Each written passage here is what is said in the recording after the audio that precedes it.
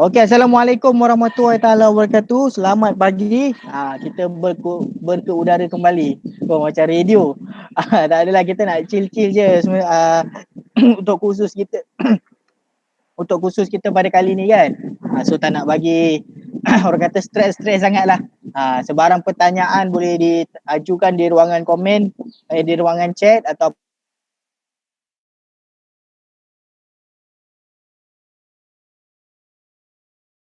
malu-malu. So kalau ada sebarang pertanyaan boleh diajukan lah. Sebab yang ini adalah slot yang penting lah kepada anda semua. So untuk pengetahuan anda semua, inilah orang kata perkhidmatan dan produk-produk yang kita ada, antaranya latihan khusus yang kita buat ni. Dan seterusnya kita ada juga menyediakan kelengkapan projek cendawan. Saya juga ada orang kata set up lah untuk pertanian, projek cendawan di dalam bangunan. Ada juga rumah cendawan saiz 20x20. Ada juga rumah cendawan kanopi. So saya ada orang kata ada kebolehan lah untuk buat untuk menyediakan rumah-rumah cendawan untuk anda semua. Pembuatan rak, pemasangan sistem misting ni nanti kita akan sentuh lebih detail lagi. Penjualan produk berasaskan cendawan, menjual akan datang kita akan ada serum pula, serum cendawan. Tapi untuk pengenaan apa ni, tak apalah, nanti kan saya cakap tak ingat, tak apalah. Okey, inilah yang khusus yang anda nampak tu. Anda nampak tengok, oh ni khusus dia. So anda PM saya kan. Inilah. Setiap kali khusus saya akan tukar-tukar lah warna dia. Okey, so untuk pengenalan, ini adalah pengenalan cendawan adalah sejenis tanaman yang unik. Ia adalah sejenis funga ataupun kulat yang tumbuh liar pada batang kayu reput di atas tanah, di dalam hutan, di tempat-tempat lembap, di alam semula jadi dan keadaan yang bersesuaian lah. Perbezaan dia dulu dan masa sekarang ini, dulu kita kutip secara liar lah, dan sekarang ni kita komersial kan cendawan ni. Tak lama sebenarnya kalau komersial cendawan di dalam Malaysia ni kurang lebih 15 tahun lah macam tu. Tak lebih daripada 20 tahun lah. Kalau kata otai-otai tu pun kebanyakannya belum lebih 20 tahun ke 25 tahun, belum lah.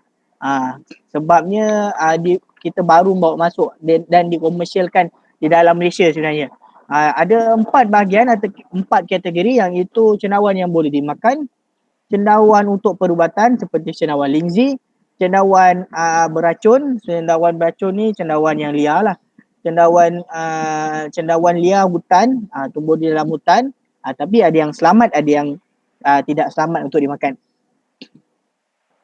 Okey, kalau tadi saya dah sebutkan 2 jenis cendawan, cendawan jelly, black jelly ataupun telinga kera, cendawan kukuh ataupun cendawan sisir, dan sekarang ni saya akan explain untuk cendawan tiram kelabu.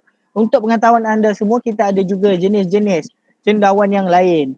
Antaranya, yang ini yang ditanam di dalam Malaysia lah. Cendawan tiram raja, saya tak pernah usahakan. Cendawan black jelly pernah. Cendawan abalone saya pun tak pernah usahakan. Cendawan tiram putih pernah. Cendawan tiram kuning pun pernah. Cendawan tiram kelabu yang sekarang ni lah. Cendawan tiram merah jambu pun pernah. Cendawan tiram kuning ni orang panggil cendawan diraja. Cendawan lingzi, cendawan untuk perubatan lah. Ni cendawan-cendawan yang lain lah. Cendawan melati, cendawan shiitake. Shiitake saya tak pernah usahakan. Cendawan jerami saya pun tak pernah usahakan sebab dekat Johor kan, kita belah-belah selatan susah sikit lah. Cendawan butang, cendawan bunga kobis, cendawan berangan, cendawan ayam, dan cendawan perut lembu, cendawan jarum emas, dan yang terakhir yang mempunyai nilai komersial yang sangat tinggi di dalam Malaysia, yang itu cendawan susu harimau. Kalau ada yang perasan, saya ada post cendawan ni. Baru-baru ni lah, selang 2 hari lepas ataupun sehari lepas tak silap saya, dekat Facebook page saya. Facebook page Mashko lah sebenarnya. Ada orang bagi dekat saya. Dia itu first time lah saya rasa gigitan cendawan harga ribu-ribu. So tak tak sedap pun tapi sebab mahal kan harga dia kan. Tapi orang bagi so kita terimalah dengan hati yang terbuka. Dan sebenarnya cendawan tu memang mahal. Dia punya value untuk perubatan, nilai perubatan dia sangat tinggi sebenarnya. Sekejap boleh buka muka. Nampak tu muka. Tak nampak. Sekejap. So ini adalah jenis-jenis cendawan tu lah yang saya yang ada di dalam Malaysia lah, yang diusahakan di dalam Malaysia. Okey, so ini adalah potensi pasaran dan peluang pekerjaan sumber pendapatan. Di Malaysia, cendawan mula mendapat perhatian pihak sebagai satu industri yang mampu menjana pendapatan yang sangat baik. Lebih-lebih lagi waktu sekarang ni, kerajaan memfokuskan tentang urban farming dan boleh dijadikan sebagai satu peluang pekerjaan. Kalau anda pengusaha di negeri Pahang, anda sangat bertuah dan beruntung kerana banyak-banyak negeri di dalam Malaysia, antara negeri yang mempunyai nilai cendawan tiram yang agak tinggi adalah di negeri Pahang. Dan yang paling rendah adalah di Kelantan. Kelantan. Tapi jangan risau, di Kelantan bungkah pun murah. Bungkah boleh dapat RM1, RM10 sampai RM1.50. Tapi kalau dekat belah Johor, belah-belah Pahang, susah sikit lah nak dapat harga tu. Mungkin tak ada lah.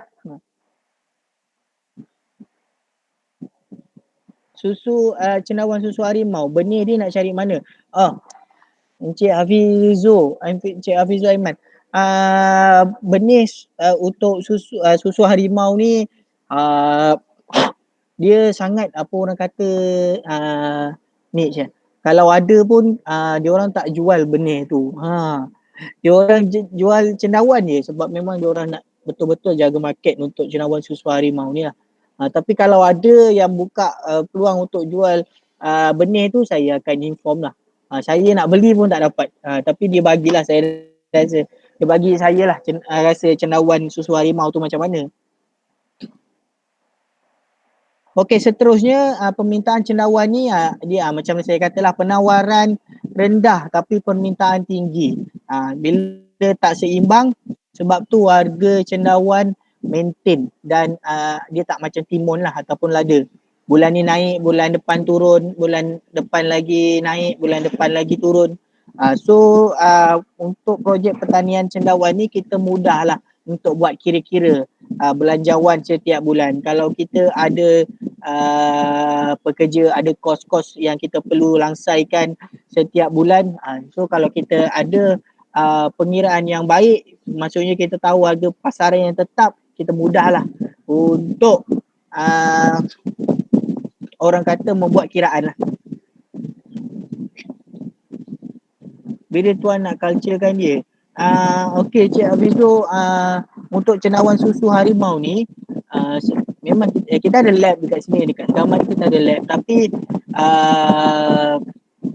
untuk tuan ataupun untuk sesiapa saja yang ingin menceburi sesuatu bidang tu, anda perlu orang kata kaji terlebih dahulu lah. Anda perlu kaji kepakaran anda dalam bidang tersebut dan kebolehan anda untuk menjual produk tersebut.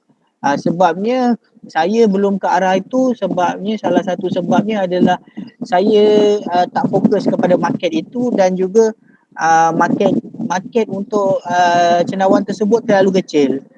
Jadi untuk saya mengusahakan sesuatu perkara yang paling saya terapkan, yang paling saya bagi keutamaan adalah permintaan dan permintaan di kawasan sekitar lah.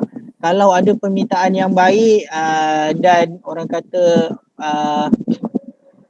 offer yang baik, saya akan usahakan lah. Sebab itulah orang kata fokus perniagaan. Sebab kalau kita nak bermula sesuatu pun, kita kena orang kata buat market study terlebih dahulu lah. Itu salah satu sebab kenapa saya saya tak fokus tentang orang kata cendawan-cendawan yang lain lah. Mungkin akan saya lakukan, tapi bukan dalam masa yang terdekat lah. Itu saya punya saya punya opinion lah, pendapat saya lah.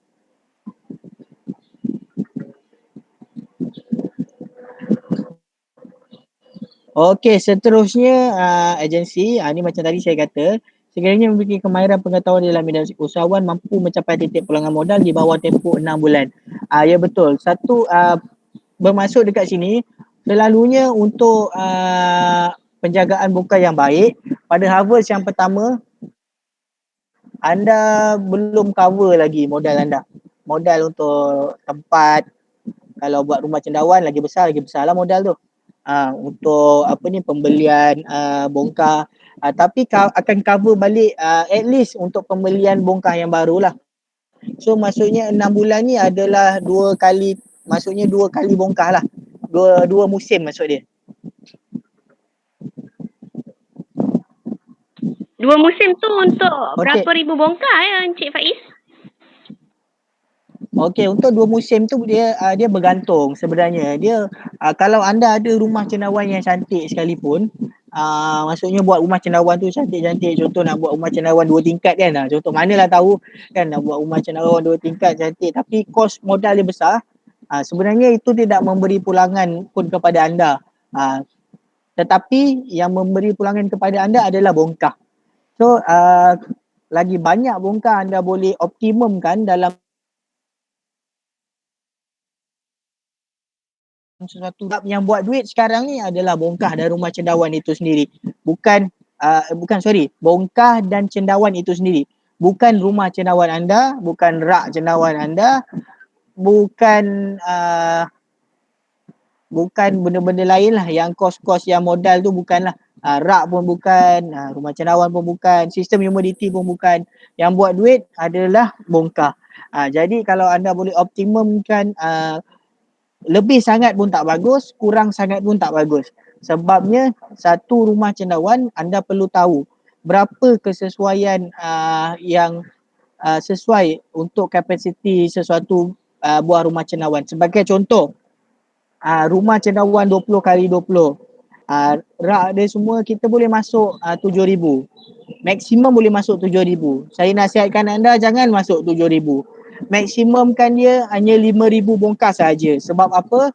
Sebab cendawan ni bila dia di satu kawasan, dia mengeluarkan haba. Jadi bila dia mengeluarkan haba, peluang untuk cendawan anda kering itu tinggi. Pernah kan tiba-tiba buat cendawan dalam kuantiti yang 200 macam tu okey, tapi bila masuk 1,000 tak okey. Sebenarnya memang macam tu. Kawasan tu dia tak boleh menampung oksigen, keperluan oksigen cendawan-cendawan tu. Maksudnya bila anda bila anda tempatkan anda di suatu kawasan yang sesak, dekat situ anda susah untuk bernafas, untuk bergerak. Jadi dekat situ peluang anda untuk berkembang ataupun cendawan anda untuk tumbuh dengan jayanya dia akan memberi kesan lah. Sebab tu bila anda nampak pernah tak berlaku cendawan tumbuh ni tapi batang dia panjang, keluar bunga dia kecil je.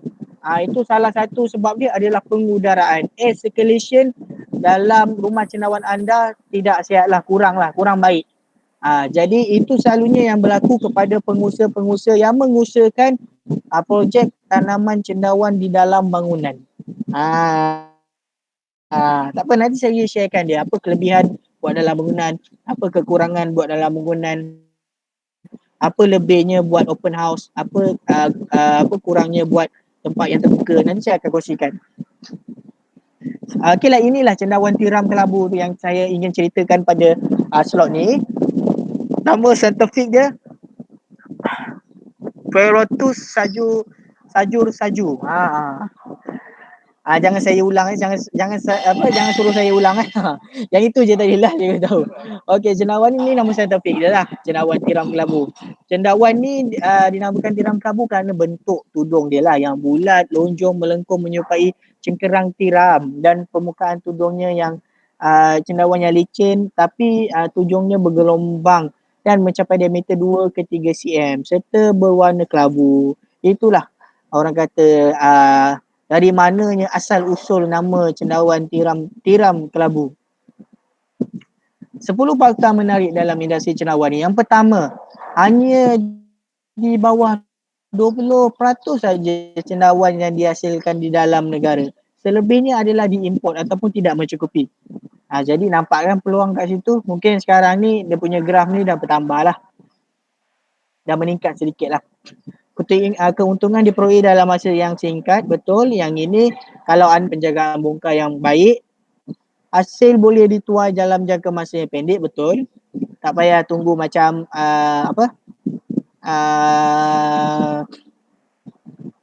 Chili kan, Chili 3 bulan kan. Kalau anda dapat bongkar yang dah matang, anda tak payah tunggu sampai 3 bulan. Dalam seminggu 2 dah boleh mengeluarkan hasil. Penggunaan bahan-bahan buangan seperti habuk kayu yang terdapat bantuan, betul, banyak bantuan daripada agensi. Rasa yang sedap, betul. Kalau yang ni kita goreng kan, cendawan goreng kita selalu buat guna cendawan tiram kan. Jarang kita guna cendawan-cendawan yang jenis lain. Boleh dikomersialkan dalam pelbagai jenis produk, betul, produk-produk hiliran. Macam tadi lah saya kata, makanan sejuk beku. Saya bagi idea lah. Produk hiliran ni banyak. Contohnya kalau anda cendawan segar tu, anda boleh buat dia kari puff, inti cendawan cheese, popia cendawan cheese, mutabak cendawan, berbagai lagi sebenarnya. So itu bergantung kepada inovasi dan pemikiran anda lah. Kalau anda orang kata buat sesuatu perkara yang baru, yang unik, itu lebih baik. Sebab yalah, perkara baru orang tak pernah buat ni, orang curious lah nak cuba benda-benda yang macam tu. Mempunyai nilai perubatan yang tinggi dan seterusnya untuk kosmetik lah. Tapi saya belum pernah buat cendawan ni untuk jadi bedak sejuk, saya belum pernah buat lagi. Kalau ada yang dah buat, boleh inform saya lah. Okay, ni tadi ada yang tanya kan, macam mana proses-proses dan ini yang saya ceritakan sikit lah. Sebabnya kalau untuk pembuatan bongkar ni, dengan asas penjagaan tu saya tak boleh buat hari yang sama. Memang agak mustahil lah. Kalau pembuatan bongkar tu, kalau saya buat kursus memang pagi sampai petang. Siap dengan praktikal lah dekat sini selalunya. Saya tak akan buat online lah sebab dia punya ni perlukan anda orang kata mencuba sendiri untuk anda lebih orang kata dapat gambaran ataupun ilmu yang lebih baik lah. So ini adalah 3 bahan utama. Yang pertama habuk kayu getah, kapur dan dedak padi ataupun gandum lah. So yang ini selain tu dia ada menggunakan leher. Yang ini satu set untuk penutup lah dan polybag lah. Polybag ni saya ambil dekat KL. Ada supplier dia. Nanti nombor supplier saya kongsikan. Ingatkan saya, tapi untuk penutup dengan set leher ni agak susah sikit nak cari sebab yalah kadang kita order sebulan 2 bulan baru sampai. Saya kalau geram sangat nanti saya buka company molding sendiri nanti kan boleh buat sendiri kan. Tapi itulah kita pun tak ada kepakaran, so saya tak berani lah nak cuba-cuba benda-benda yang saya tak ada kepakaran tu kan. Tapi kalau sesiapa yang tahu nak recommend kat saya pun boleh. Nak cari tudung ni. Untuk pengetahuan semua, setiap yang beli bongkar dengan saya, nanti saya akan beli balik lah insyaAllah penutup bongkar tu dalam kilo lah, selalu dalam RM3 macam tu lah, sekilo macam tu untuk penutup bongkar satu set lah, maksudnya macam tu. So kalau anda ada nak jual kat saya boleh, saya beli dengan harga tu lah. Kalau anda tak buat bongkar pun, anda simpan pun nak buat apa kan.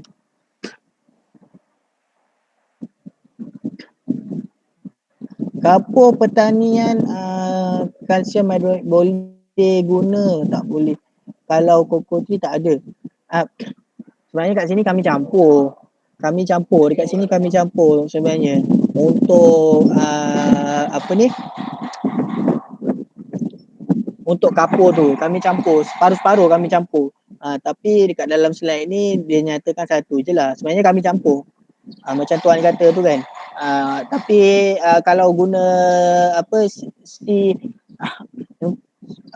kalau untuk guna CAO tu, itu saja saya tak pernah. Sebenarnya saya campur. Kalau kat tempat saya ni saya campur lah. Saya campur. Bais, ya. Nak tanya, boleh tahu percentage campur tu tak Cik Bais? Sebab contoh ni sebab dia 110 1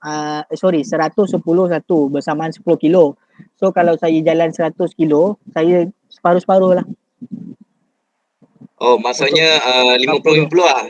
Kalsium hidroksida dengan kalsium karbonik tu 50% lah. Setuju pula, betul. Oh, okey, okey, Betul okey. kan. Saya campur. Lagi satu saya ada campur agrodite. Tak bawa pula.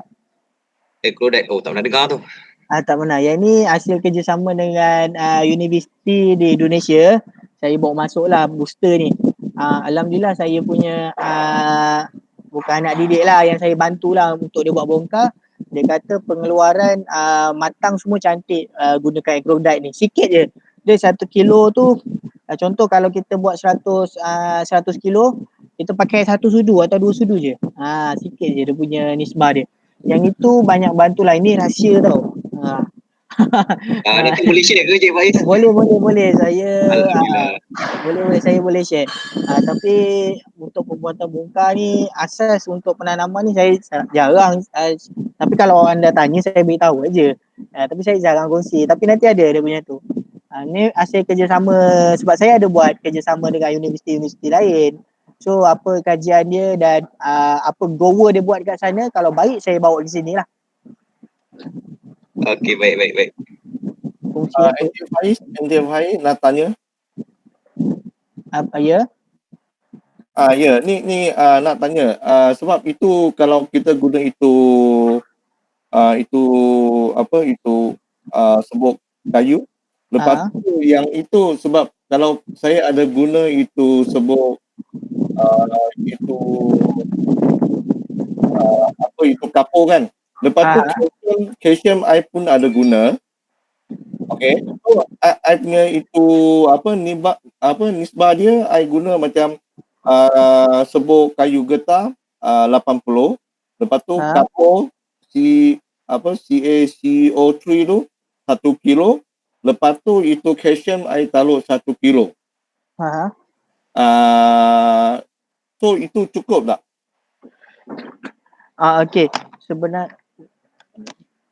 Okey. Untuk sebenarnya bahagian pembuatan bongkar ni dia tak ada salah betulnya. Sebabnya lain orang dia lain tahu resepi dia. Betul, dia tak tipu. Kalau datang tempat saya khusus mungkin macam ni, tapi dekat tempat lain akan jadi berbeza. Tapi pengeluaran end up tu, pengeluaran tu yang akan jadi pengukur lah. Saya tak boleh bagi komen sebab saya stick kepada resepi daripada awal yang saya gunakan lah. Sebabnya tim saya dekat sini ada setengahnya memang belajar pembuatan bongkar ni dekat Thailand.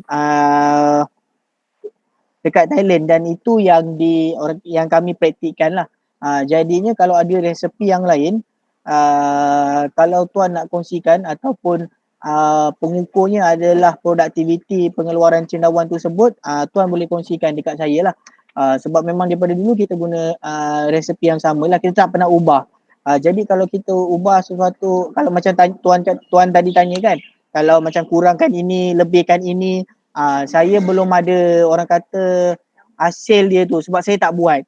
Kalau saya buat, saya boleh kongsikan lah. Tapi yang saya buat, saya boleh kongsikan lah. Sebab saya tak berani lah Kang, saya kata kalau lebih tu, kalau tuan kata tapi pengeluaran cendawan tuan okey. Lepas tu bongkar pun tak banyak rosak. Jadinya kalau tahap macam tu dah kira baik lah. Di bahagian decide tuan tu dah kira okey lah, dah kira bagus lah. Tapi bahagian saya sebab memang kita usahakan daripada dulu sampai sekarang macam tu, so kita ikut je lah SOP tu. Itu je, tak ada isu pun sebenarnya untuk apa resepi yang patut ada dalam pembuatan bongkar cendawan tu. End up produktiviti daripada setiap bongkar itulah pengukur daripada pengeluaran. Maksudnya produktiviti bongkar tersebut. Ada lagi tak soalan kejap saya bang. Okey, boleh. Encik Faiz kalau boleh kasih you punya resipi tak? Kita I nak ikut lah sebab sekarang saya buat ni ada sikit problem. Buat untuk pembuatan bongkar pula. Nanti kalau tuan free nanti kita buat kursus tu sekali lah, boleh Okey, thank you. Okey, ada soalan dekat ruang komen kejap Agrodite bukan dia agrodite bukan DITE, DYKE, agrodite. Agrodite. Saya tak ada dalam kereta. Tak, saya tak bawa. Saya dekat office benda tu. Dekat sini pun kita dah campurkan dekat dalam bunyi. So saya tak boleh tunjuk. Tapi nanti saya send gambar. Saya ada gambar. Jadi risau saya bawa masuk tu banyak. Sebab sekali import, sekali masuk sekali kontainer kan. Saya bawa masuk banyak. Jadi risau kalau nak beli daripada saya pun saya boleh bekalkan insya-Allah. Encik Fahir, apa harga dia? Egonite tu berapa harga? Untuk 1 kilo RM55. RM55. Tapi penggunaan dia sikit lah. Yelah, Okay. kalau 100 kilo pakai 2 setudu sikit lah masuk dia. Okay. Sekejap Fungsi dia apa tu Encik Hafizul? Apa maksud fungsi tu? Saya kurang faham. Saya nak tanya yang agro bising ke? Saya punya tu. Bukan dia ada jalan. Okey dah, diam. Okay, yang agrodite tadi tu, yang plastik kuning tu kan, yang fungsi dia untuk apa Okey, agrodite ni dia booster tau. Dia satu booster yang orang kata dia hasil daripada kajian lah. Universiti Teknologi Malaysia dengan Universiti Bandung. So hasil dapatan yang kita dapat tu, agrodite ni dia mampu untuk orang kata memberi peluang kedua lah untuk tumbuh-tumbuhan. Sebenarnya sebelum ni fokus kita adalah jenis tumbuh-tumbuhan seperti lada. Kita gunakan yang awal-awal research kita adalah lada, kelapa, dan hasil daripada tu pokok-pokok bunga juga, ni dia akan melecur dan dia akan tumbuh satu yang baru yang lebih baik lah pengeluaran dia. Dan kita dah gunakan untuk durian. Sebenarnya fokusnya adalah agrodite ni untuk membawa pertanian ni kepada pertanian organik. Tapi sebab apa orang takut untuk mengorganikkan pertanian mereka? Sebab diorang takut kos dia akan meningkat. Tapi kita bawa apply, kita dah try dah dekat sini. Dia punya peningkatan dia dapat membantu orang kata melancarkan tahap matang bongkah tu, dan juga mengurangkan risiko daripada bongkah terkena penyakit. Lebih-lebih lagi masa time nak matang lah, yang itu kulat oren dan kulat hijau. Saya itulah tak adalah dalam grup, selalu ada seorang tu dia join tapi dia tak dapat join. Dia salah satu orang kata orang yang terawal lah yang menggunakan ni selain daripada tempat saya. Baru saya promosilkan ke dia dan dia kata memang pengeluaran tu baik lah dia kata. Tapi dia punya fungsi utama ni adalah untuk membantu orang kata productivity lah. Sebab yang ini kita campur dia sekali. Kita bukan pakai dia sebagai medium semburan ataupun apa-apa jenis medium yang berlainan lah. 2 sudu per bukan banyak tu. Bukan 2 sudu per bongkah. 2 sudu tu 100 kilo. 100 kilo abuk kayu. 100 kilo abuk kayu. 100 kilo abuk kayu, jadi 2 sudu sikit lah. Kalau saya rasa kalau satu bongkah tu satu cubit kot. Satu cubit je. Sekejap Apa tak keluar gambar? Nampak muka saya ke? Ke dengar suara je? Baru Dah nampak nampak. muka. Baru nampak muka. Sekarang nampak. Tadi tak nampak. Oh, okey. Sebab saya share macam tu dia jadi tak nampak. Okey tak. Betul lah. Macam ni baru nampak kan?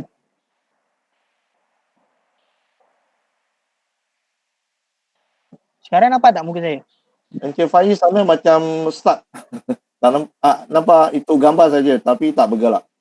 Okey, sekejap. Muka tak bergerak. Sekarang bergerak. Sekarang okey.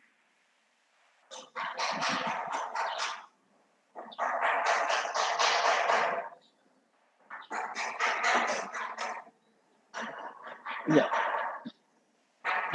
Tadi stop sharing dah tak nampak dah apa yang share. Baru nampak. Saya tak boleh share macam tadi lah. Sebabnya muka tak nampak. Ada soalan lain ke? So function dia untuk ketahanan bongkar dari kulat hijau dan boost production, betul. Ya betul je Syafiq, betul. Encik Hafizu 110 1 2 sudu. Ya betul. 2 atau 1 sudu je. Sikit je dia guna. Ada apa soalan ke? Maaf, satu lagi. Satu sudu tu, dua sudu yang membukit ke dua sudu yang rata? Sudu besar tu kan? Sudu biasa tu, sudu ubat tu. Lepas tu tak payah tinggi sangat pun tak apa. Dia nisbah dia nanti saya bagi dia punya kiraan dia tu. Sebabnya saya pakai untuk satu bongkar tu 0.02 gram. Sikit sangat.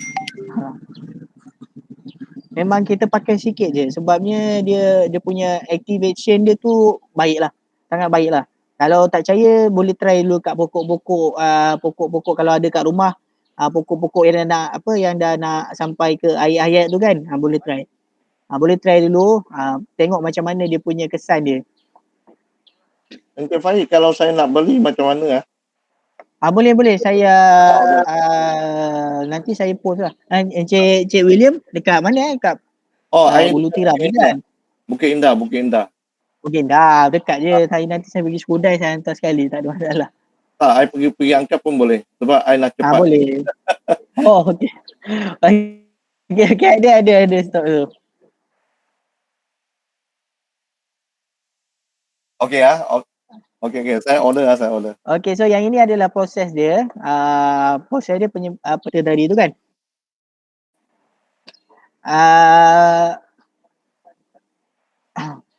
111 betul. Campuran air ni kelembapan 75%. Masukkan dalam beg cendawan. Yang ini kalau pakai mesin lebih baik lah. Mesin bagging kan. Padatkan secara manual atau mesin. Kukus selama 4 jam ke 8 jam bergantung kepada suhu anda. Sejukkan selama 2 hari atau 1 hari. Jangan lepas kukus terus buka pintu tu, salah. Nanti banyak bongkar yang akan rosak. Biarkan dia sejuk dulu satu hari.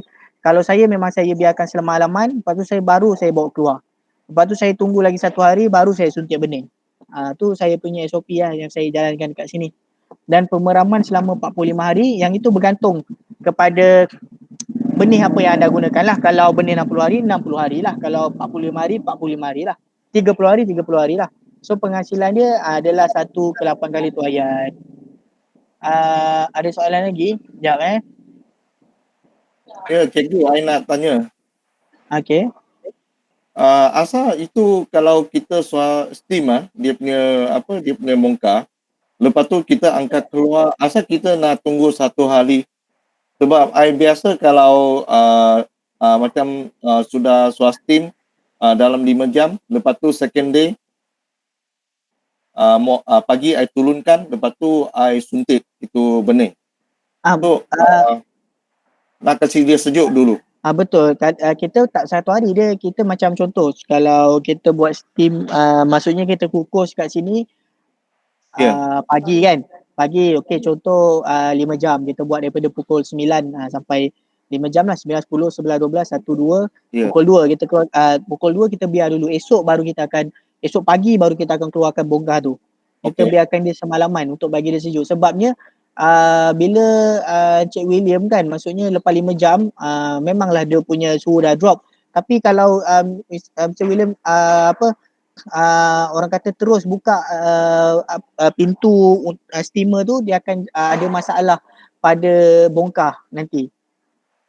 Sebabnya dia punya memang dekat situ suhu dia dah turun, tapi suhu pada keadaan dalam bongkar tu sendiri, maksudnya habuk kayu itu sendiri dia belum capai tahap yang sesuai untuk dibawa keluar. Daripada situ akan berlakunya orang kata pelbagai penyakit yang datang lah. Dan dia akan efek kepada benih juga nanti bila kita buat suntikan benih. Itu nasihat saya lah, tapi tak payahlah, ikut je lah. Ikut je lah macam tu. Sebabnya memang saya pergi tempat lain pun kebanyakan memang kita akan biarkan selama semalaman lah. Belum kita keluarkan, lepas tu kita biarkan lagi semalaman untuk kita buat suntikan benih lah. Ah. Kalau macam tu kedua hari tu kita keluarkan itu mongkar, lepas pun kena kasih sejuk juga sebab semasa kalau second day kita turunkan itu mongkar memang dia ada panas lagi. So kita keluar dari itu steamer tu kita kena tunggu sampai dia sejuk. Baru tak boleh perlu tak perlu tunggu sampai sejuk, tapi semalaman tu pun dah cukup baik lah. Oh, okey. Bagi dia rest lah macam tu. Encik Pak Syed beza hasil perbongkar. Okey.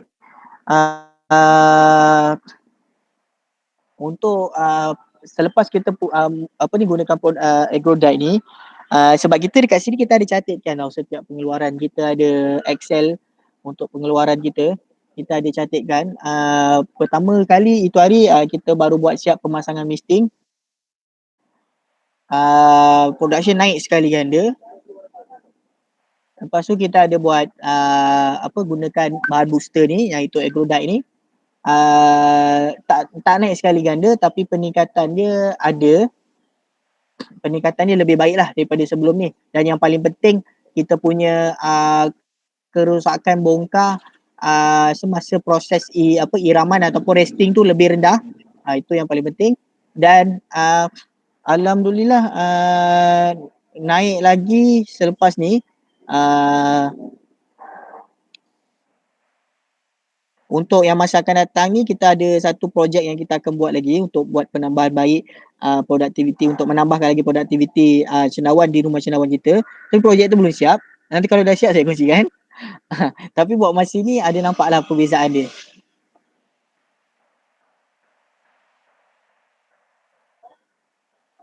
Okay, so ini adalah proses cendawan tiram dulu dan sekarang. Kalau dulu nampaklah manual bakar pun masuk pakai daun drum. Kalau sekarang ni kita pakai mesin ni lah, macam ni lah. Tempat saya ni ada mesin pemancur ni, mesin bagging 8 lubang dan juga steamer. Steamer ni bukan steamer macam ni, steamer kita panjang. Saya rasa ada yang pernah tengok kot dekat Facebook page kita ada kongsikan. Boleh masuk sekali 4,000. Petang saya akan tunjukkan. Bukan petang, sekejap lagi. Ini adalah tuaian tiram, tuaian cendawan tiram. So bongkar tiram sudah matang, berwarna putih. Dia akan putih semua.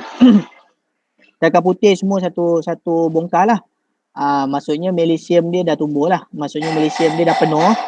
Dan hasil mula keluar seperti dalam gambar lah. Hari pertama, hari kedua, hari ketiga dan hari keempat. Tetapi selalunya kurang daripada hari keempat ni. InsyaAllah dah besar dah. Pada hari ketiga ataupun kedua macam tu dah besar dah. Teknik siram lantai dan bongkar boleh dilakukan untuk kekalkan kelembapan. Siram bongkar ni anda kena tahu bukan siram macam siram pokok bunga macam tu, bukan. Kita siram pakai yang macam misting tu je. So dia halus lah. Bukan kita mandikan bongkar tu, bukan. So ada cara yang lain. Ada yang letakkan tuala lembap pun ada juga. Itu bergantung kepada kreativiti anda lah. Yang paling penting anda perlu kekalkan dua ni. Yang pertama suhu 26 ke 30. Yang kedua humidity 80 ke 90. Jangan kurang, jangan lebih. Kalau lebih penyakit datang, kalau kurang cendawan kering. Itulah dia punya pantang larang dia. So yang ini packaging yang anda boleh lakukan lah. Ini saya bagi anda beberapa option lah. Anda boleh buat seal, maksudnya vacuum. Kita ada mesin vacuum belakang ni. Lepas tu nak packaging dalam bentuk yang macam gambar belah kanan atas ni dalam bentuk berangin macam tu pun boleh. Tapi make sure bila lepas anda petik, buat masuk packaging dulu. Ikat dia siap-siap cantik-cantik baru masuk peti ais. Jangan lepas petik taruh dalam bakul masuk dalam peti ais. Cendawan anda tidak akan tahan lama. Yang ini take note yang ni penting sebabnya ada certain macam tu. Dia nak petik kata dia tak sempat hari ni, esok baru nak packaging. Tak boleh. Kena buat packaging dulu baru masuk dalam peti ais anda lah. Peti ais pun yang tempat sayur lah, bukan sayur beku. Lepas tu letaklah stiker cantik-cantik kan, letak nombor telefon, letaklah QR code. So senanglah orang nak berhubung dengan anda. Cik Faiz, ada perbezaan tak kalau daripada segi cara packaging dengan mempengaruhi berapa lama kesegaran cendawan? Ada. Contoh, kalau saya buat seal, saya akan jual direct customer. Maksudnya vacuum lah yang dah jenis yang kempis tu kan. Dekat belakang nanti saya tunjuk. Saya akan jual direct customer.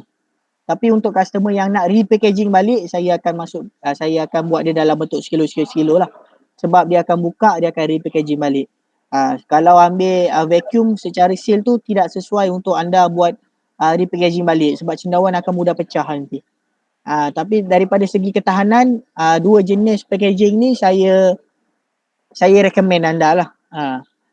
Tapi yang paling mudah dan paling orang kata murah adalah packaging secara angin ni lah. Sebab apa kita taruh angin dalam dia? Sebab bila kita susun dalam chiller kita, dalam peti ais, walaupun dia bertindih, cendawan tu tidak bertindih. Maksudnya ada angin yang akan support lah. So kalau dalam plastik tu tak ada angin, dia akan bertimpa dengan atas, lama-lama cendawan akan mudah pecah. Lebih-lebih lagi cendawan yang 30 hari, 45 hari. Kalau 60 hari tebal sikit cendawan dia. Okey, ini pemasaran berkesan. Yang ini tadi saya dah cerita sedikit lah untuk anda semua kan. Kita gunakan kalau ni boleh buat jualan dekat pasar tani, ataupun kalau online guna Facebook ataupun sebagainya, Instagram, benda-benda yang berkaitan lah. Tapi kalau anda ada sekejap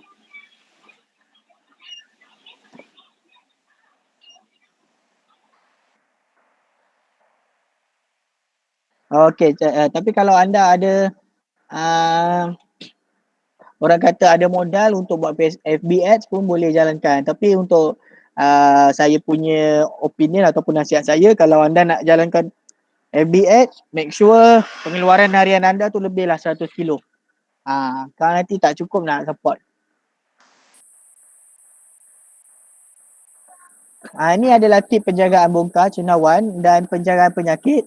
Pertama sekali, bongkar yang belum matang. Contoh anda beli bongkar separuh matang, dirikan dia untuk memudahkan dia matang lah. Ini orang panggil gravity punya, hukum gravity lah. Sebab milisium tu lebih senang turun ke bawah lah. Dan letakkan dia di bawah temperature 28 lah. Okey, seterusnya tanda setiap pengeluaran menggunakan marker. Contoh, yang ni paling senang lah. Kalau anda nak tahu berapa bongkar cendawan tu dah berapa kali keluarkan, sekali harvest anda tanda dia. 2 kali harvest tanda dia. 3 kali harvest tanda dia. Baru anda dapat tahu berapa kali cendawan tu dah bongkar tu dah mengeluarkan hasil. So sekiranya ada benih-benih kelihatan di mulut bongkar, keluarkan kerana dia boleh menyebabkan kulat hijau. So anda kena bersih dan korekkan mulut bongkar tu sebelum dia mengeluarkan hasil lah. Kalau contoh bila tarik dah matang, anda perlu bersihkan mulut bongkar tu terlebih dahulu dan biarkan dia dalam seminggu macam tu dah akan keluarkan hasil lah. Dan bila anda dah cabut untuk harvest yang pertama, cendawan tu, kalau ada akar-akar dia, bersihkan juga, bawa dia keluar. Dan masa tu bongkar dia akan orang kata kurang mampat kan. Jadi anda tariklah sikit plastik tu bagi dia mampat sikit lah. Kalau bongkar panas dia akan menyebabkan cendawan kuning, betul. So kena pandailah gunakan netting hitam ataupun air siram pada lantai untuk mengekalkan suhu dia tu. Selepas dituai, leher bongkar perlu dicuci, betul. Yang ini adalah langkah-langkah lah. Saya ada SOP dia, nanti saya akan kongsikan. Tapi untuk penjagaan bongkar yang baik, memang anda perlu salah satunya belajar daripada pengalaman lah. Dan salah satu lagi adalah melalui kursus ataupun sebagainya lah. Tapi selalunya teori apa yang akan belajar dia tidak sama dengan apa yang anda orang kata lalui. Kadang dia akan sedikit berlainan, tapi dia punya orang kata hukum dia ataupun kebiasaan dia adalah lebih kurang saja. Kalau dekat sini nasihat saya, contoh ambilkan bongkar satu sekejap. Sekejap saya ambil bongkar je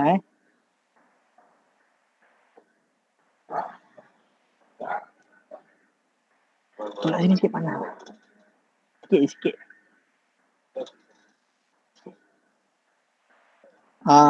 Okey, nampak tak bongkar ni? Tak Tak nampak. nampak. Gambar tuan tak bergerak. Okey, nampak tak bongkar ni? Sekarang gerak dah. Sekarang okey, nampak. Tapi blur lah. Sekejap saya kecilkan dulu.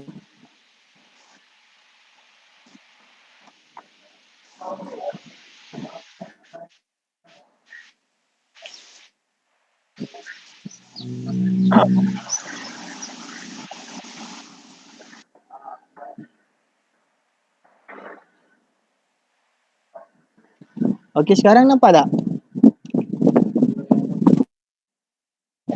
Nampak. Sekarang nampak. Okey. So yang ni anggaplah bongkar dia dah matang. Maksudnya dah putih macam dekat atas ni semualah kan.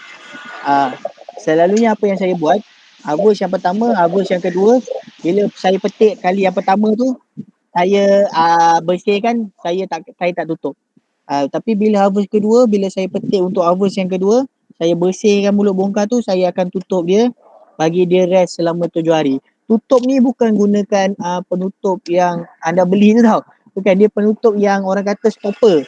Terus orang kata pengudaraan tak boleh masuk ke dalam bongkar. Yang itu.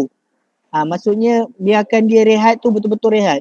So bila 7 ke 10 hari anda buka menutup tu, dia akan keluarkan hasil. Sebenarnya itu cara yang betul lah. Anda lagi satu pakai tisu pun boleh. Cumanya kalau anda bayangkan lah, kalau anda mengusahakan bongkar lebih daripada 5,000, tisu tu costing tau. So kita nak jimatkan kos. So kita tak gunakanlah tisu. So cara yang saya cakap tadi itulah. Harvest pertama, bila dah keluar cendawan, kita petik, tak payah tutup. Harvest yang kedua, bila keluar cendawan, kita petik, bersihkan, kita tutup. Dia tutup biar tak ada pengudaraan masuk langsung. Ragi dia rehat 7 ke 10 hari, buka balik harvest yang ketiga. Lepas tu seterusnya harvest kita dah cabut, kita bagi dia rest lagi. Keempat cabut, bagi dia rest lagi. Kelima cabut, bagi dia rest lagi. Mari ku kowe. Macam mana tu? Naik. Cik Fizu ada apa-apa ke nak tanya? Tak ada. Kita on speaker kot. Tekan ke? Yalah. Itu cara yang saya amalkan dekat sini lah. Itu salah satu cara penjagaan bongkar yang baik lah. So lagi satu, kalau anda nak tahu bongkar tu anda beli bongkar yang baik ataupun tidak, dia punya ni kemas. Masuk kemas tu dia macam ni tau. Macam dia tak ada kedut-kedut tau. Punya plastik dia ni. Dia mampat lah. So kita pegang macam macam kita pegang selesa lah macam tu. So itu adalah bongkar yang baik lah. Dan berat bongkar ni berapa tak ada ni pula. Ni lebih kurang dalam sekilo jugalah. 900 gram plus lah. Tuan pernah guna Lifeline Abu Bakar sebagai pengganti kapur? Tak pernah. Saya tak pernah guna medium yang lain. Tapi tu hari saya ada melawat satu tempat. Dia tak guna serbuk kayu. Dia tak guna habuk kayu getah. Dia guna tongkol jagung. Dan protein daripada tongkol jagung tu dia mengeluarkan hasil yang baik sebenarnya. Tapi masalahnya kalau nak dapat kuantiti yang banyak tongkol jagung agak payah lah. Itu kalau buat research boleh lah. Tapi kalau kita nak mengkomersialkan dia, kita perlu orang kata berpijak di bumi yang nyata lah. Kalau kita susah untuk mendapatkan sesuatu barangan tu kan, macam mana kita nak usaha ataupun nak berbisnes dengan perkara tersebut. Mungkin perkara tu akan jadi lebih baik. Tapi kalau kita tak boleh dapatkan maksudnya supply untuk tongkol jagung ataupun produk-produk gantian yang lain, dia akan jadi tidak berkesan lah. Maksudnya kita tak boleh bisnes lah. Nak kena tunggu tongkol jagung ada baru boleh buat bongkar. Tak boleh lah macam tu. Tapi itu yang saya ni lah. Tapi yang saya explain tadi faham Yang 2 kali harvest, lepas 2 kali, 3 kali harvest tu. Yang itu saya nak anda take note lah. Kadang nanti saya cakap macam sini, nanti dekat tempat lain buat benda lain pula. Sebab nanti takut bila anda beli bongkar, kalau ada masalah kena kulat ke, saya takut nanti anda salahkan grower lah. Maksudnya walaupun bukan beli dengan saya, beli dengan orang lain pun tak kisah. Tapi takut kadang daripada side kita penjagaan kurang baik, kita takut daripada situ dia akan menyebabkan bongkar-bongkar yang lain juga akan terkesan.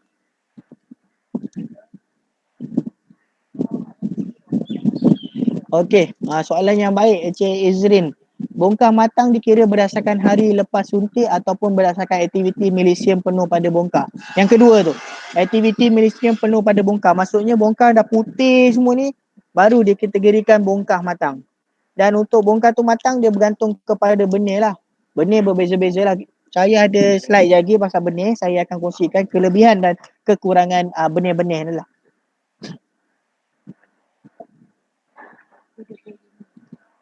Okey, so kalau ada kena serangan semut ke bari-bari, boleh gunakan serai wangi. Disemburkan pada badan bongkar tu lah ataupun kawasan sekeliling. Dan seterusnya penyakit seperti kulat hijau ni kalau boleh yang kena kulat hijau, kulat hitam, kulat oren, asingkan lah. Sebab kita takut dia berjangkit. Inilah saya kata tadi, cuka kayu ataupun serum cendawan. Nak tanya dekat sini siapa yang pernah guna serum cendawan? Tuan, serum cendawan tu booster ke ataupun cuka kayu?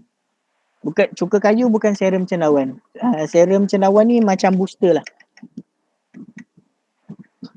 Cikgu, saya ada guna itu cuka kayu. Okey. Tapi dia semasa jagaan tu kalau suasana itu hijau, itu cuka kayu, tengok dia function dia tak berapa bagus. Sama juga. Cuka kayu ni tuan sebenarnya boleh gunakan masa cendawan tu kecil. Maksudnya baru nak bunga-bunga tu boleh sembur cuka kayu sebenarnya, tapi dalam kuantiti yang sedikit lah. Dekat situ nanti tuan akan nampak perubahan. Okay. Perubahan cendawan tu dia akan jadi lebih kelabu lagi cendawan ni. Yang ni berdasarkan pengalaman kami lah. Kami guna cuka kayu agak komersial juga dekat sini. Banyak juga, tapi ada certain tempat dia tak sesuai. Tapi saya tak salahkan lah. Dia bergantung kepada anda jugalah. Tapi itu adalah optional. Tapi nak tanya itulah, ada ke yang guna serum? Belum pernah guna. Okey, nak guna serum cendawan ni boleh. Tapi lepas harvest keempat, tolong jangan guna serum cendawan pada pengeluaran yang pertama ataupun yang kedua. Sebabnya pengeluaran akan jadi orang kata guna serum cendawan ni dia akan meningkatkan produktiviti. Tapi untuk harvest yang pertama, kalau anda gunakan, bunga dia akan banyak tau. Cendawan tu bunga dia akan banyak. Dan nanti dia akan efek pada tuai yang kedua, ketiga, keempat. Sebab nutrisi ataupun protein telah ditarik keluar menggunakan serum cendawan tu pada harvest yang pertama. Kalau kita nak guna masa produktiviti dah kurang tu tak ada masalah. Maksudnya harvest yang keempat ataupun yang ketiga. Tapi kalau harvest pertama, kedua tak payahlah, gunakan dulu. Simpan dulu serum tu.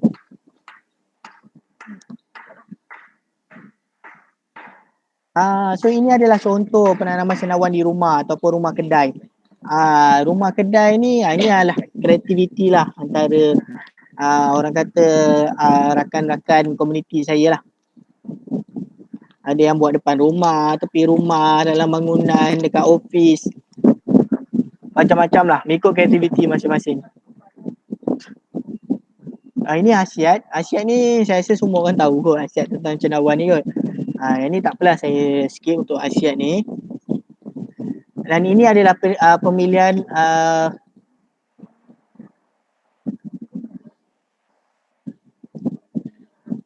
Okey, ini adalah pemilihan rumah dan rak cendawan. Rumah cendawan sebaiknya lantai bersimen. Dia dipasang netin hitam 90 batus.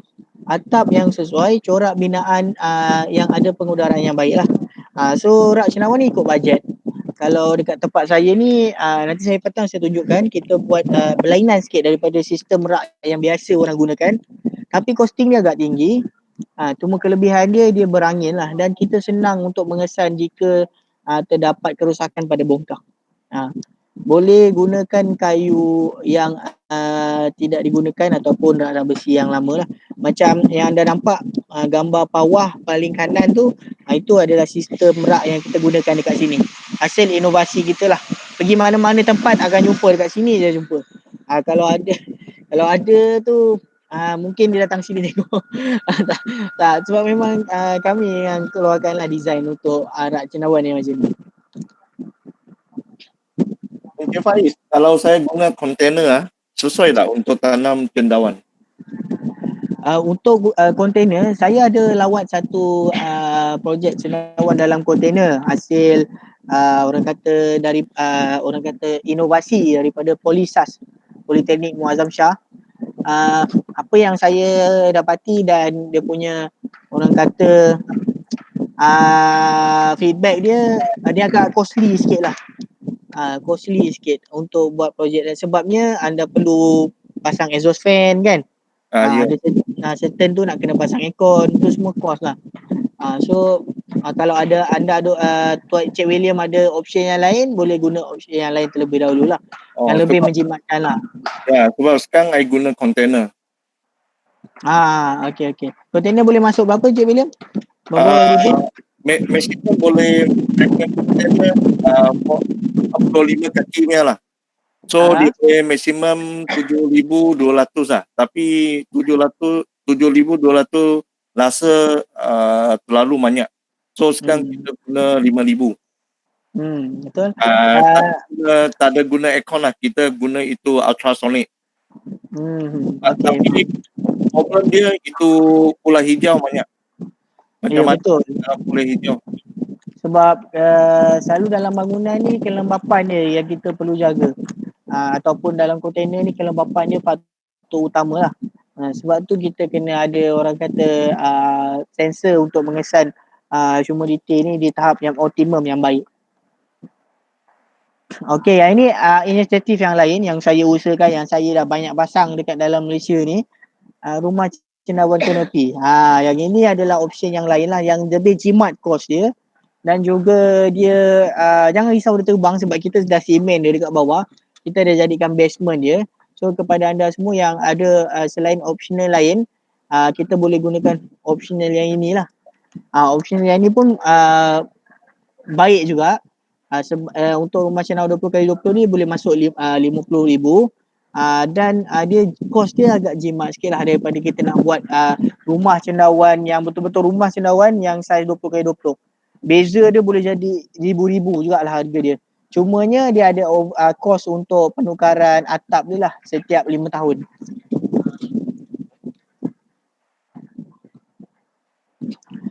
So yang ini tadi cendawan dalam bangunan ini antara projek yang paling awal sekali saya usahakan. Kelebihan dia tu kalau anda nampak tidak membutuhkan kos yang tinggi lah sebab untuk pembinaan, sebab mungkin kita sewa je. Mudah mengawal suhu bilik. Betul, nak kawal suhu tak ada masalah. Tidak memerlukan tanah. Betul, tak perlukan tanah pun sebab bangunan dah ada agak tinggi lah. Dan seterusnya boleh diusahakan di kawasan yang padat. Betul, sebab kawasan yang padat customer kita fokus dekat kawasan yang padat, lebih mudah untuk buat jualan. Tetapi kalau kawasan yang padat ni of course dia akan datang dengan package harga sewaan yang agak tinggi juga, kurang ancaman serangan penyakit. Lebih-lebih lagi bila anda mengusahakan di kawasan yang tinggi, contoh tingkat 5 ke, tingkat 3 ke, tapi dia ada kekurangan dia. Untuk kawal kelembapan dia agak susah sikit dalam bangunan ni, dan dia akan menyebabkan ulat hijau. Kelembapan lebih ni dia akan mengakibatkan kulat hijau. Lebih-lebih lagi bila anda usahakan di tingkat 1, tingkat bawah. Dia akan ada orang kata kesan dia. Sebab pengudaraan kalau tak ada tak ada exhaust fan, pengudaraan dalam bangunan ni sangat teruk bagi cendawan. So dia kena ada air circulation, angin keluar masuk. Jadinya kalau tingkap tu, kalau tak ada tingkap kena pasang exhaust fan lah. Ataupun ada tingkap di sebelah depan atau belah belakang. Sebabnya kalau sewa kedai 20, kebanyakannya saiz 20x70. 20 kali 70 bahagian depan bongkar dengan bahagian belakang kedai bongkar selalu tak ada masalah. Tapi tengah-tengah rumah cendawan tu selalu akan jadi masalah lah. Sebabnya tengah-tengah tu dia kurang air circulation dia. Dia tak mendapat oksigen untuk dia berkembang, untuk dia besar. Kalau buat dalam bangunan tertutup pengudaraan tu pakai exhaust fan okey ke? Okey, tapi kena banyak lah. At least ada 5 macam tu. Kalau panjang kena 5 lah. Tengah 1, depan belakang 2, depan 2, belakang 2 macam tu. Saya ada pelan dia. Nanti saya kongsikan pelan dia. Pelan untuk 20 kali 70. Ada, saya ada. Saya pernah set up dekat rumah kedai 20 kali 70. Saya guna rumah 2 tingkat. Apa yang dimasukkan pengudaraan, dia akan jadi kering. Kalau tutup dia panas. Betul. Air circulation ni penting. Sebabnya cendawan ni dia memerlukan oksigen. Dia bukan karbon dioksigen. Jadi bila anda menempatkan sesuatu bongkar cendawan yang terlalu padat, dan bongkar cendawan tu memerlukan pengudaraan tapi anda tidak memberi pengudaraan dia dengan baik, dia akan ada masalah lah untuk orang kata membesar. Selalunya kalau kalau siang kan, belah pagi ataupun belah petang, kita akan buka jaring-jaring tu, kita akan angkat sekali. Maksudnya memang kita nak bagi pengudaraan dia masuk. Sebabnya kalau terlapis lapis dia dengan net ni, netting, dia punya pengudaraan dia nak masuk agak susah lah untuk udara masuk keluar. Jadi perlu pengudaraan, perlu.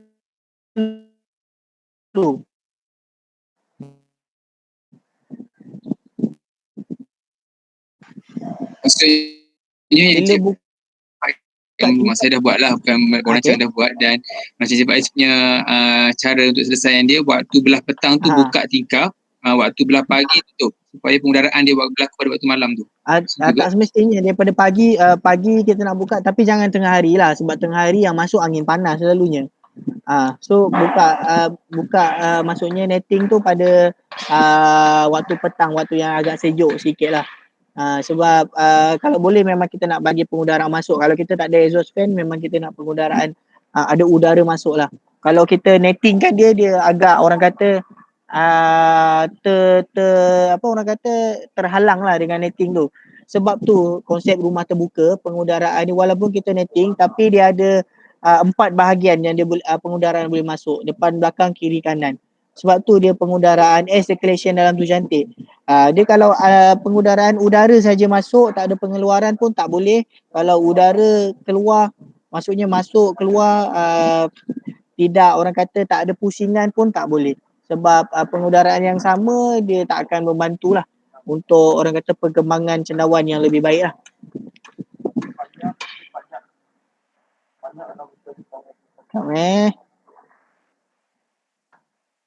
Okey, yang inilah pemasangan exhaust fan tu yang saya kata. Kalau depan pasang 2, yang bawah tu. Kalau tengah-tengah tu pasang yang atas tu lah. Dia ada piping dia lah. Ini jimat lah. Kalau anda nak buat tanam dalam bangunan, costing sikit lah. Kalau sewa, kita buat macam tu dalam bangunan sewa, betul tak? So kita boleh guna option yang inilah. Yang tadi you tengok, yang tunjuk tu dekat tengah-tengah tu dia exhaust keluar ke atau masuk dia punya udara? Untuk yang tengah-tengah ni exhaust masuk. Pengudaraan daripada masuk. Bukan sak dia punya udara keluar. Sebab betul dia. Sebab saya actually nak thinking itu macam I punya container panjang 45 kaki. Kalau tengah-tengah tu saya pasang dia untuk tarik keluar lah udara. Okey, dia macam ni Cik William. Yang tengah-tengah ni dia boleh jadi sama ada keluar ataupun masuk, bergantung kepada exhaust fan di bahagian depan dan di bahagian belakang. Sebab sekarang ni kita nak air circulation, betul tak? Pengudaraan keluar masuk. So kalau kita buka bahagian depan adalah untuk pengudaraan masuk, of course bahagian belakang kita akan buat pengudaraan untuk keluar lah. Dan di bahagian tengah ni optional lah. Sebab yang itu kita kena orang kata bergantung kepada kesesuaian tempat tu. Sebab adjustment tu akan dibuat lah, penambahbaikan selalu saya buat selepas pemasangan lah. Idea kita nak tetapkan dia masuk ataupun keluar bergantung kepada pengudaraan di kawasan tu sebenarnya. Tapi yang saya punya idea selalu memang macam tu. Depan tu kita bawa udara keluar. Dia tak boleh depan tu kalau pasang dua, udara keluar, udara masuk, udara keluar tak boleh. Sebabnya bila dia masuk tak sempat ke tengah dia dah keluar. Dia tak boleh. So memang kena pengudaraan masuk. So maksudnya kalau tarik udara tu daripada belakang tak ada masalah. Daripada tengah tarik udara keluar masuk ke dalam pun tak ada masalah. Jadi ada pengudaraan yang akan keluar masuk lah. Oh, okey. Sebab I punya container depan pintu, belakang ada 4 exhaust fan untuk tarik udara masuk. Okey. Tapi problem dia tengah dia. Tengah ada problem. Oh, okey. Okey, thank you. So pasal exhaust fan lah, tarik tengah pintu. Okey. So ini adalah sistem misting yang saya gunakan, yang saya pasang. Sebenarnya kalau nak yang standard punya, yang industri punya tu memang 1,000 lebih lah selalunya harga. Bergantung kepada saiz rumah cendawan jugalah. Dia pemasangan, upah kerja semua memang harga macam tu lah. Tapi kadang ada certain orang kata mahal. Tapi tak apalah, kita optional lain adalah pembelian barang tersebut. Macam saya dah listkan ni, anda boleh cari, boleh beli dan buat pemasangan sendirilah. Tu lebih jimat lah.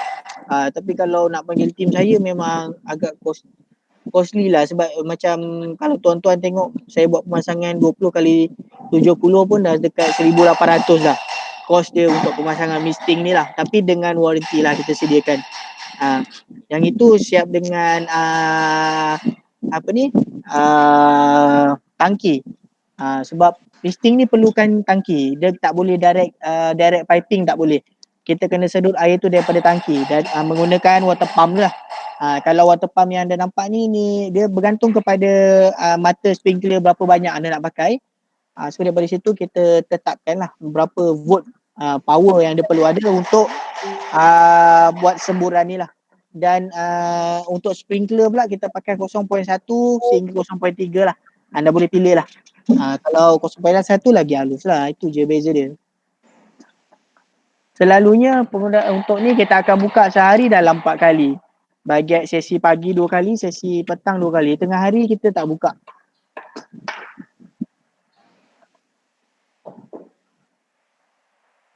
Kenapa tak buka tengah hari? Bukan tengah hari paling panas ke macam mana konsep dia? Dia konsep dia macam ni. Dia sebab cendawan ni dia tumbuh-tumbuhan. Dia samalah konsep dia macam waktu tengah hari kita tak ada buat siraman pokok bunga kan. Macam tu lah konsep dia. Dia sebab penukaran cuaca tu akan jadi drastically berubah dan akan menyebabkan cendawan tu rosak. Konsep dia sama je macam Encik ataupun tuan buat mana ada mak bapak kita buat siram pokok bunga waktu tengah hari kan. Selalu waktu petang atau waktu pagi. Dia punya konsep dia sama. Sebab ini adalah tumbuh-tumbuhan kan. So kita tak nak perubahan drastically daripada suhu yang tinggi kepada drastically bertukar kepada yang rendah. So dia akan menyebabkan cendawan tu rosak. So Encik Fahid kalau macam tu dia punya air pagi 2 kali, petang 2 kali. Tengah hari jangan. Selalunya kita buka 10.30, kita jalan dalam 10 minit lah ataupun 12 minit. Lepas tu pukul 11.30 kita buka lagi lah, ataupun lambat sikit pun boleh pukul 12.45 ataupun pukul 11.45 ataupun pukul 12 lah. Tapi daripada pukul 1 sampai pukul 2 cuba elakkan lah. Waktu petang selalunya kita start pukul 4, pukul 3.30 dan ke atas.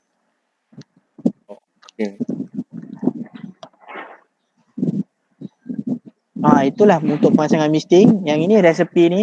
Resepi ni siapa yang nak buat produk iridan, akak-akak nak buat produk iridan kan. Cik Hafiza 2 kali Cik Reza join kursus kan. Terima kasih. Lagi siapa lagi? Ada puan-puan kat dalam ni kan.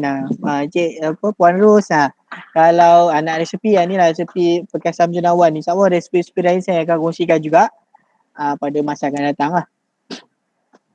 So yang ini sedikit tentang cendawan black jelly ataupun jelly hitam. Yang ini sebagai penambahan ataupun ilmu tambahan untuk anda je.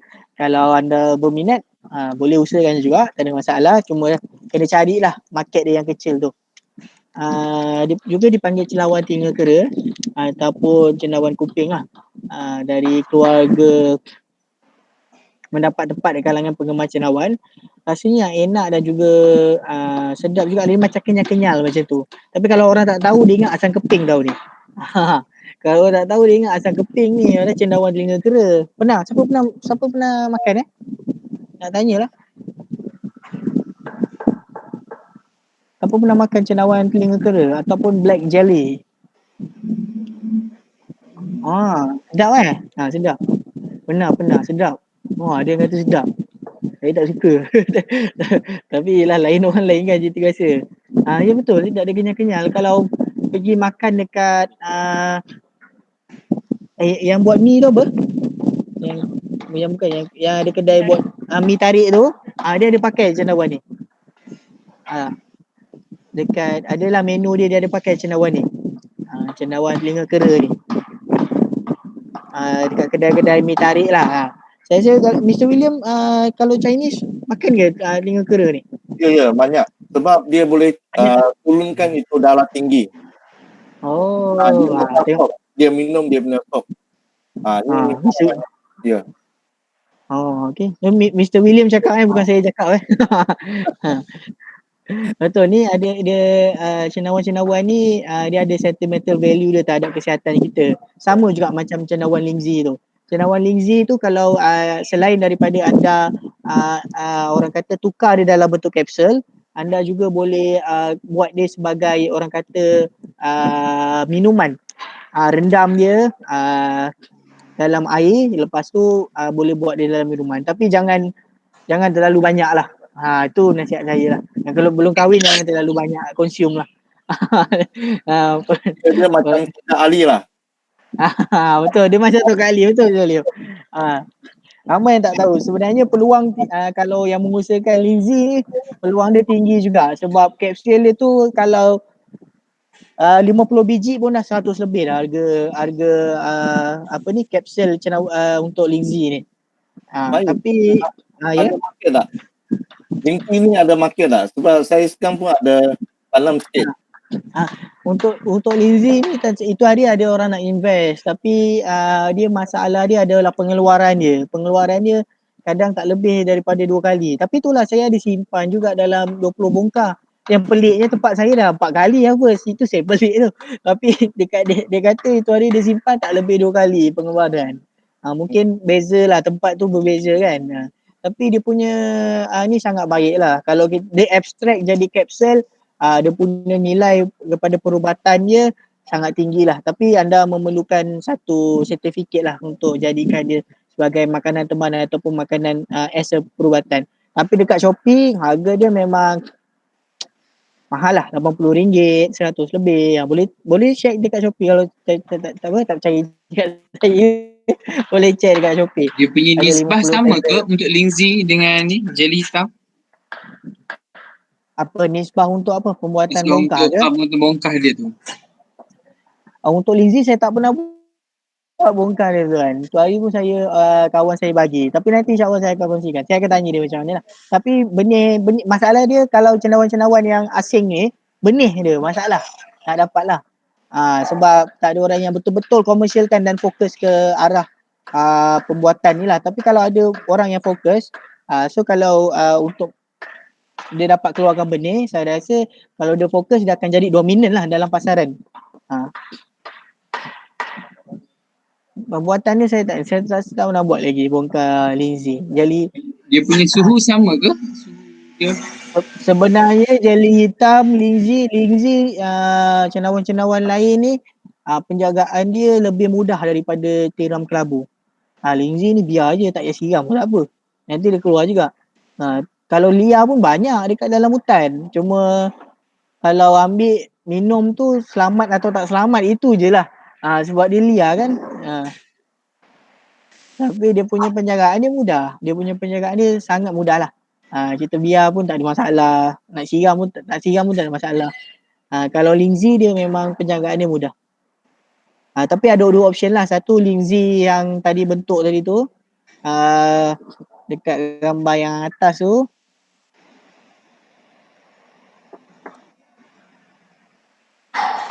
Ni bentuk yang ni, linzi yang ni. Lagi satu linzi tanduk. Linzi tanduk saya tak ada gambar, boleh Google. Linzi tanduk. Ada yang mengusahakan dekat dalam Malaysia ni. Tapi tak ramai lah. Ada soalan tak? Encik Faiz nak tanya, kalau kita buat itu bilik cendawan lah, tadi ada cakap guna kanopi dengan itu indoor kalau kedai. Mana satu baik untuk tanaman cendawan? Kanopi. Dia apa-apa pun dia pengudaraan yang terbuka adalah lebih baik. Tapi panas senang jaga tak? Kalau I tengok kanopi tu sebab dia panas, sebab atas dia semasa waktu panas tu memang dia panas lebih dari 30 darjah Celsius. So macam mana sebab tu cara kita nak kawal suhu tu, kalau yang paling selalu ni kita akan pasang awning lah. Maksudnya daripada terbit matahari tu kan, kita akan pasang awning di kawasan yang terbit matahari, dan yang turun matahari tu pun kita akan pasang awning lah. Lagi satu, kita ada kiraan untuk daripada bongkah ke atap. Yang ni anda perlu tahulah, sekurang-kurangnya 4 kaki lah.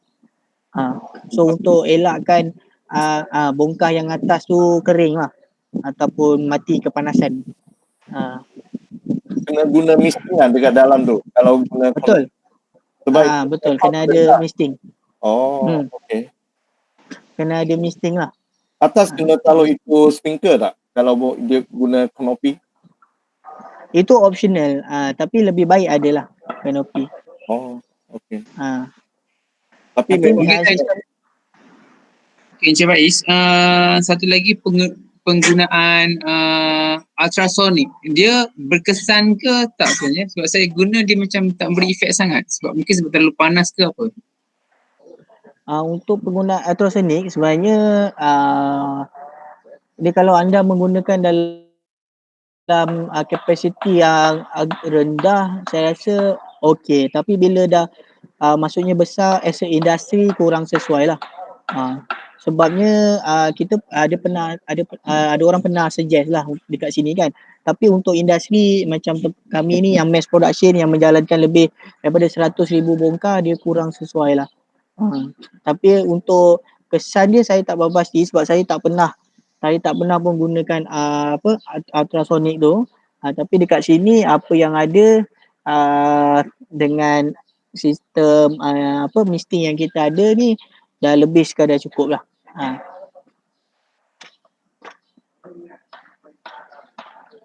Encik Faiz nak tanya, kalau guna misting dia punya rack sampai misting tu nak berapa tinggi baru kita boleh guna misting?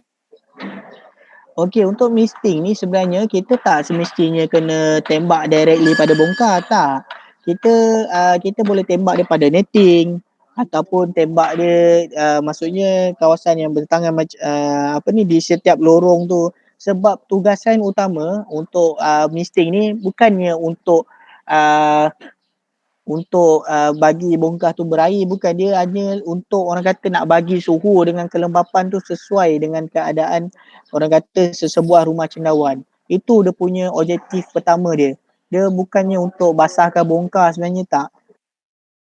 Dia punya tugas utama dia, objektif utama dia adalah untuk bagi humidity dengan suhu tu orang kata di optimum lah, di orang kata tahap yang optimum. Nanti saya akan tunjukkan kita punya misting punya macam mana untuk sesi sekejap lagi lah. Berapa persen humidity untuk misting untuk dekat bilik 80-90. 80-90. Okey. So kalau tak ada apa lagi, bagi saya siap dulu. Pukul 1 kita akan bawa round lah tempat kita ni lah. Boleh terus sambung boleh pukul 1? Boleh tak yang lain? Boleh. Okay. Boleh. Okey, terima kasih.